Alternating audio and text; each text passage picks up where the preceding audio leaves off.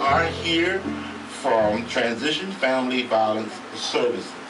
Welcome to Make a Joyful Noise. How are you? Good. Good? Thank you. All right, now, we all are familiar with Jasmine, right? You were here just a few weeks ago with your book, which is called The Sully Bride. That's right, Sully Bride, and we're all edified from that, and everybody's been talking about it on Facebook and emailing me about it and everything, so very good. And we all, of course, now we have Nikki Daniel, and you're from, I'm going to say it again because I'm going to be saying this a lot, okay, Transition Family Violence Services. What is that? Well, Transitions Family Violence Services is a shelter that deals with domestic violence and intimate partner violence. They have art therapy and play therapy for children.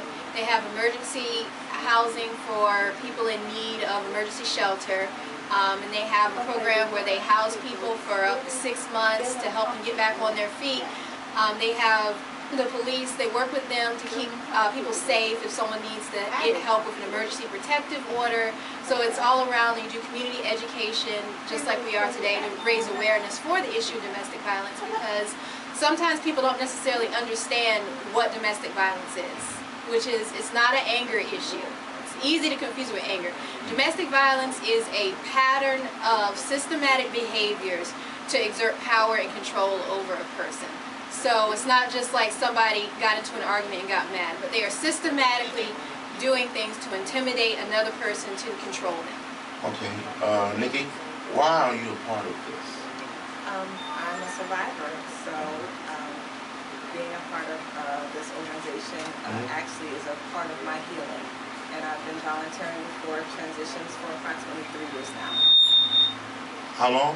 Approximately 3 years now. 3 years? Yes, wow. sir. Yes, sir. Yes. Where is it located? Transitions is in Hampton, Virginia. Okay. And how did you hear of this organization? Actually, one of the organizers of Transitions was speaking at a church, Ebenezer Baptist Church, which was my mother's church at the time. Okay. She was introduced to Sunil Jain, and she actually told me about Transitions. And at that point, I volunteered to take a class to learn about the services that they provide, and actually to learn more about domestic violence itself. Okay. So since then, I've been volunteering for the organization.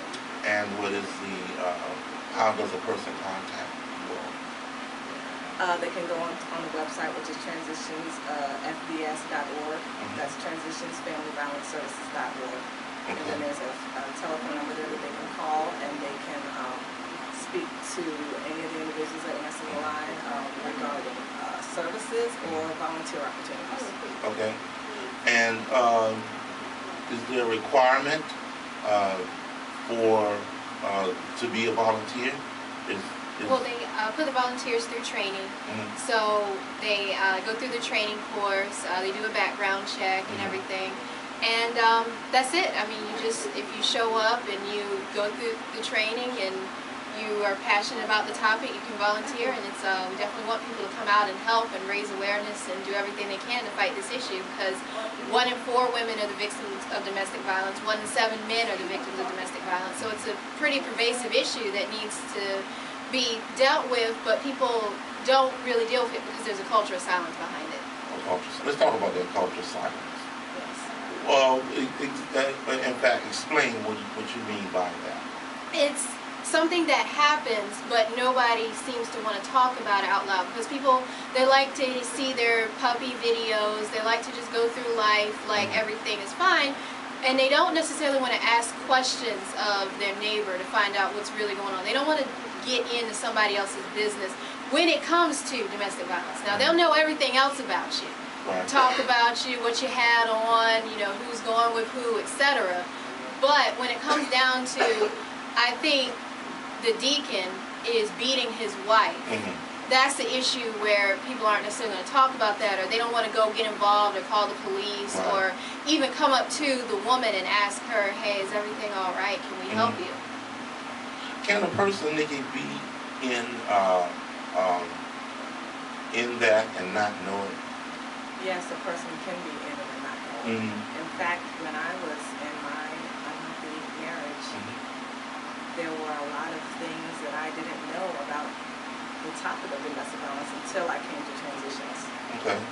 So I learned more once I left the relationship, to be honest. Well, what are some of the, if you're in that, what are some of the signs to look for?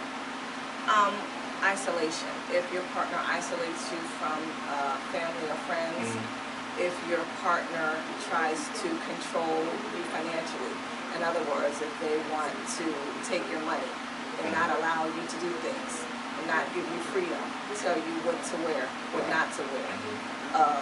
Go through your cell phone, control what you're doing on your social media. All those things are tactics to control you. So those are some of the things that are red flags.